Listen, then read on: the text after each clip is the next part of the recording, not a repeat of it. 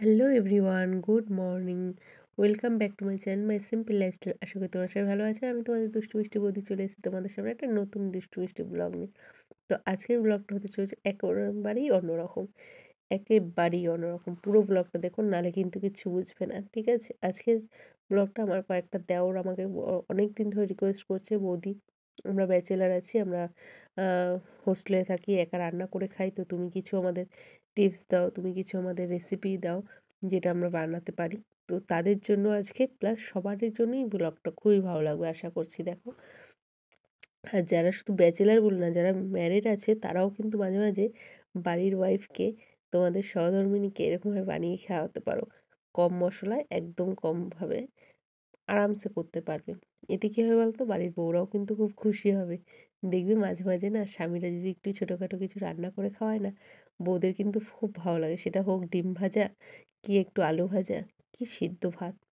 সত্যি কথা, বিশ্বাস করো, তোমাদের জন্য তো প্রত্যেকটা বাড়ির বউ প্রত্যেকটা স্বামীর জন্য, তার স্বামীর জন্য, ফ্যামিলির জন্য যত্ন সহকারে রান্না করে, অনেক আশা ভালোবাসা দিয়ে। তাদেরও কিন্তু উচিত মায়ের সাথে একটু তাদের বউকে একটু ছোট্টখাট্ট একটু হেল্প করা। এটা দেখবে তোমাদের নিজেদের সম্পর্কটাই খুব ভালো থাকবে।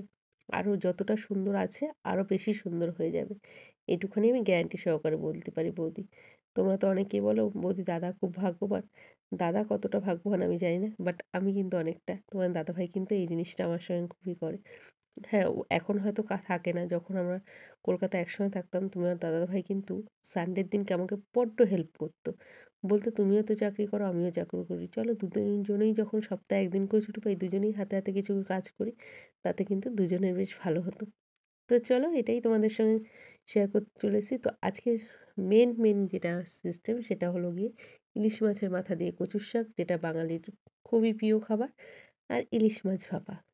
বাঙালি ইলিশ মাছ খাবে না বর্ষার মরশুমে, এটা কি হতে পারে বলো? হোক না, বাংলাদেশ আমাদের ইলিশ মাছ দিচ্ছে না, আবার দিচ্ছে, কখনো বলছে দেবো, কখনো বলছে দেবো না। আমরা এই দেশের ইলিশটা খাই। তো চলো, ইলিশ নিয়ে চলে এসেছি একদম। এই দেখো, দেখতে পেয়েছো আমার মতন কুঁড়েকে? আমি কিন্তু প্রেশার কুকারে কচু সিদ্ধ করে নিয়েছি। কেন বলো তো? শুধু কুঁড়ে না, আমি কিন্তু খুব হিসাবি। কারণ যদি আমি কড়াইতে কচু সিদ্ধ করি, তাহলে কিন্তু অনেকটা আমার গ্যাস পুড়ে যাবে। তাই প্রেশার কুকারে দিয়ে ঝটপট করে ২ টো সিটি মেরে নিয়েছি, আর আমার দেখো কচুটা একদম গলে গেছে। তোমরাও কিন্তু গ্যাসটাও বাঁচবে, প্লাস টাইমটাও বাঁচবে। কড়াইতে কচু সিদ্ধ করতে গেলে মিনিমাম ০.৫ ঘন্টা, পৌনে ১ ঘন্টা লেগে যায়। আর প্রেশার কুকারে ৫ মিনিটের মধ্যে আমার কাজটা হয়ে গেল। গ্যাসটাও বেঁচে গেল, সময়টাও বেঁচে গেল, তাই না? তো দেখো, আমি তেলের মধ্যে জিরা, তেজপাতা, শুকনো লঙ্কা, গোটা কাঁচা লঙ্কা, এগুলো সব সম্বাদ দিয়ে মাছের মাথাটা ভেজেছি যেই তেলে, ওই তেলের মধ্যেই কচুটা দিয়ে কয়েকটা কাঁচা লঙ্কাও চিড়ে দিয়েছি, আর জিরের গুঁড়ো, একটু নুন, হলুদ আর স্বাদ মতন মিষ্টি দিয়ে দেখো একদম কচুর শাকটা করেছি। বিশ্বাস করো, ফাটাফাটি খেতে হয়েছিল।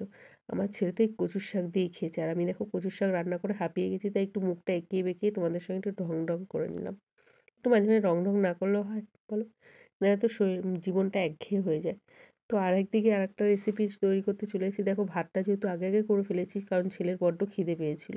তো ছেলেকে না কচুর শাক করে তাতে করে ভাত দিয়ে দিয়েছি, ও কচুর শাক দিয়ে ভাত খেতে বসে পড়েছে। আর এদিকে আমি এখন করছি, আরও বেশি করে দেরি হয়ে গেছে কেন বলো তো?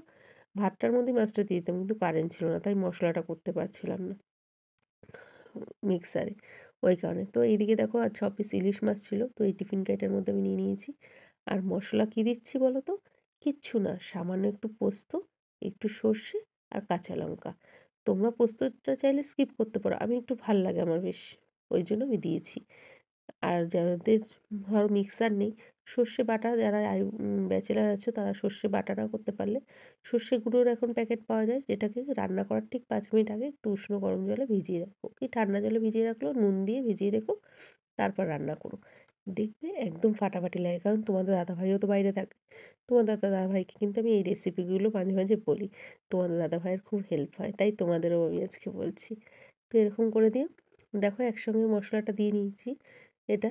তো এটার মধ্যে এখন একটু কাঁচা তেল আর একটু নুন আর একটু হলুদ দিয়ে মেখে ঝুঁকে, ওই দেখতে পাচ্ছ আমার গামলায় ফ্যান আছে, ওই ফ্যানের মধ্যে স্ট্যান্ডে বসিয়ে একদম হালকা স্টিম আজে বসিয়ে দেবো।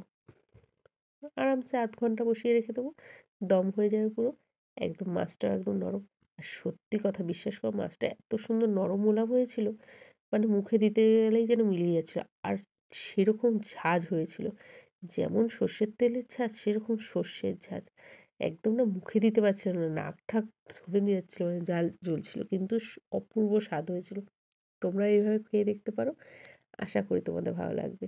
তো যদি আজকের ভিডিওটা ভালো লেগে থাকে তো প্লিজ যারা এখনো পর্যন্ত আমার চ্যানেলটি সাবস্ক্রাইব করেনি ঝটপট করে সাবস্ক্রাইব করে দিয়ে যেও। আর যারা পুরনো বন্ধু তারা অনেক, অনেক শেয়ার করে দিও, লাইক, কমেন্ট করো। কেমন লাগলো বৌদিকে আর বৌদির রেসিপিটা, ঠিক আছে? কমেন্ট করতে কিন্তু কেউ ভুলবে না। তো চলো আমার মাখানো হয়ে গেছে প্রায়। এখন ওটা বসিয়ে দেবো, ঢাকনাটা আটকে এটার মধ্যে বসিয়ে দেবো। আর বাকিটা দম হওয়ার পরেই দেখো, দেখলেই জিভে জল চলে আসছে। এখন যেন তোমার ভয়েস ওভার দিচ্ছি আর আমার যেন জিভে জল চলে আসছে। মনে হচ্ছে আবার একটু হলে পরে মনে হয় ভালোই হতো। এটাকেই বলে বাঙালি। আর ভেতো বাঙালি। বাঙালি মানেই ভেতো বাঙালি, জানো তো? গরম, গরম ভাত আর এই গরম, গরম ইলিশ মাছের ভাপা হবে। উফ! আর কিচ্ছু লাগবে না। আর যারা ঝাল খেতে বেশি ভালোবাসো তারা কিন্তু ওর মধ্যে ২-৪ টে কাঁচা লঙ্কা চিড়ে দিতে পারো। আমি আমিও ঝাল খাই। বাট আমি কাঁচা লঙ্কা চিড়ে দিইনি এর মধ্যে। এমনি জাস্ট লঙ্কা পেটে দিয়ে দিয়েছি।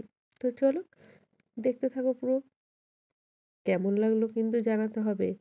আর যারা আমার ফেসবুকের পেজটা এখনও ফলো করোনি, আমার এই ভিডিওর ডেসক্রিপশনে চলে যাও। ঝটপট করে আমার লিঙ্কটা পেয়ে যাবে। ইনস্টাগ্রাম লিঙ্কটাও পেয়ে যাবে।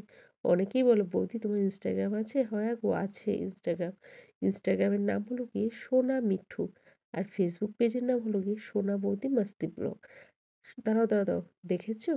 আমার মাছটা কিন্তু কমপ্লিট হয়ে গেছে। উফ! তোমাদের সঙ্গে কথা বলতে পারছি না। বিশ্বাস করো জিভে জল চলে আসছে দেখে।